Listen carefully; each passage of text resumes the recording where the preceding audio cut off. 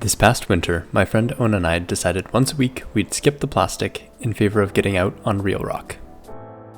Each weekend, from December through early spring, we trudged up to a high mountainside crag known as the Monastery. Most of the early days were spent battling cold fingers, wet holds, and chilly winds, but regardless, we were outside, breathing fresh air, and pulling on granite.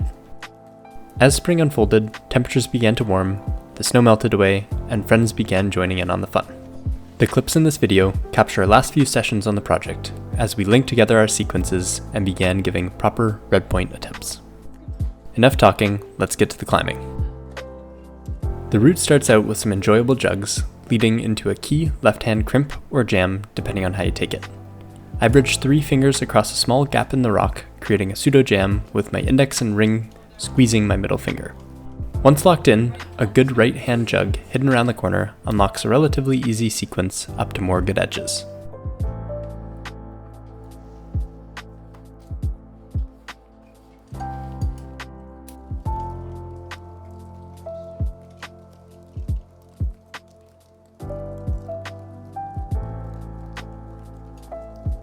Pulling over the first lip can prove a touch awkward at first, but with a good foot sequence becomes quite manageable.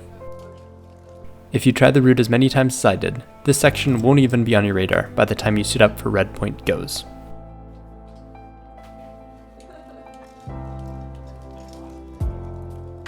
With feet up on the ramp, multiple no hands rest opportunities are at your disposal, allowing your forearms to quickly recharge, hands to be warmed, and chalk to be applied before the real business begins.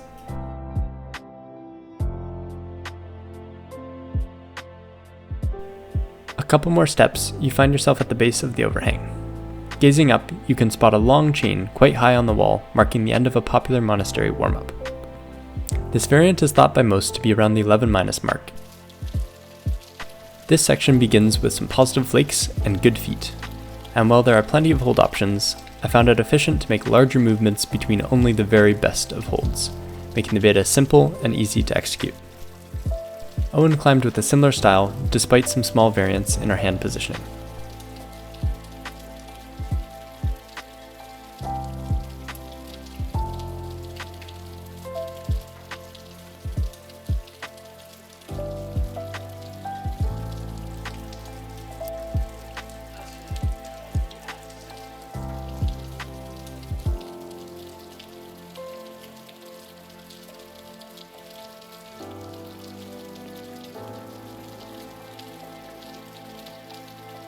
A final high clip before the long chain protects the following traverse moves as the difficulty ramps up.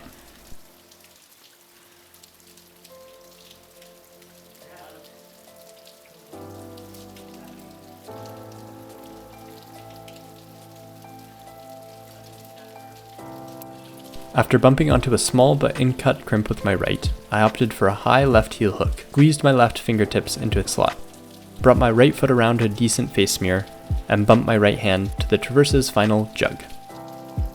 Owen found a similar sequence, but instead of shooting directly for the final jug, evened out the sequence's difficulty by bumping his heel higher and working his way rightwards utilizing 2 intermediate holds.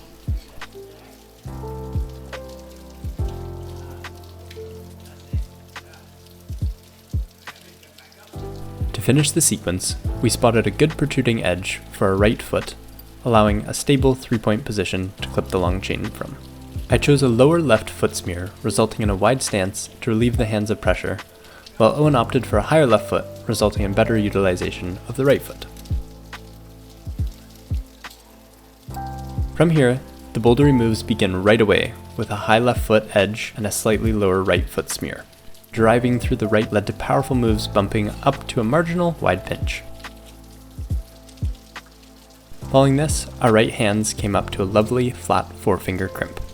Bringing up your left foot released the pinch and allowed us to seat 3 fingers into a sharp corner hold and lunge into a marginal 3-finger rounded edge. From here, feet cut and the power shakes began. A high left smear on a vertical face allowed us to kick out right and dynamically bump up to a good side pull.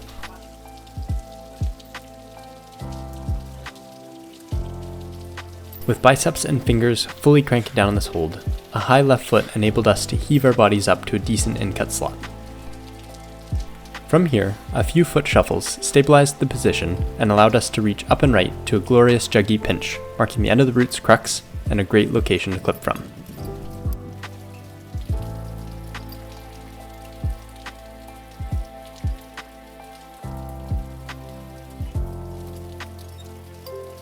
After chucking up for the final sequence, a big throw with your left hand lands you in a sinker 3-finger jug with an excellent rail staring at you from the right.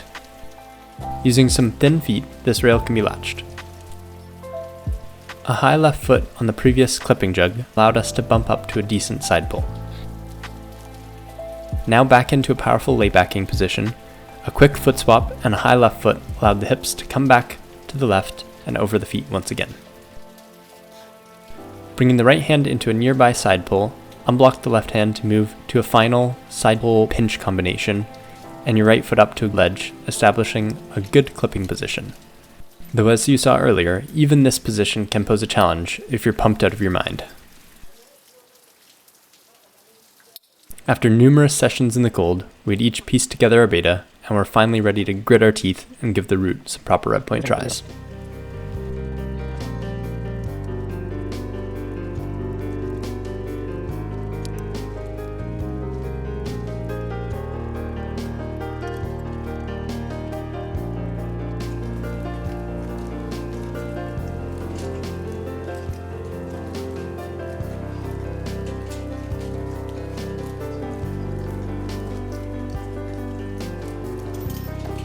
Come on. Yeah, come on. Yes. Stay in it.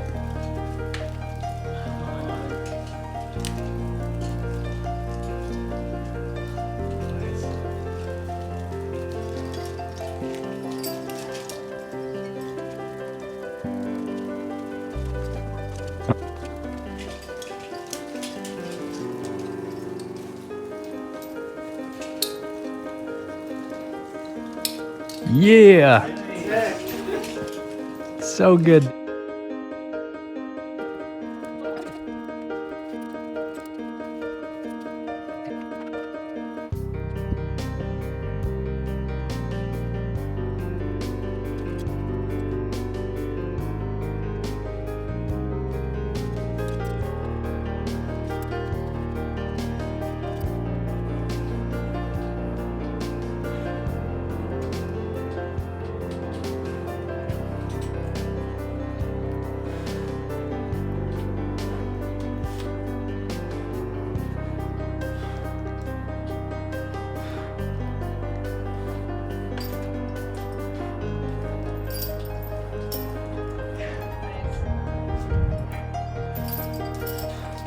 Come on, dude. That'd be great.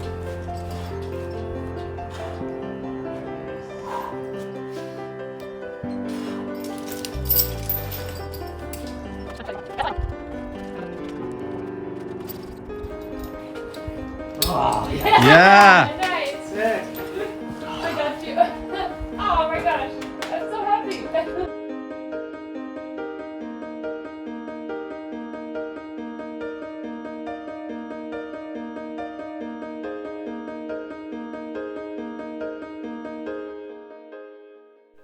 Thanks for watching, and please consider subscribing to support my mission of eventually using YouTube to generate money for our local climbing access societies and search and rescue organizations.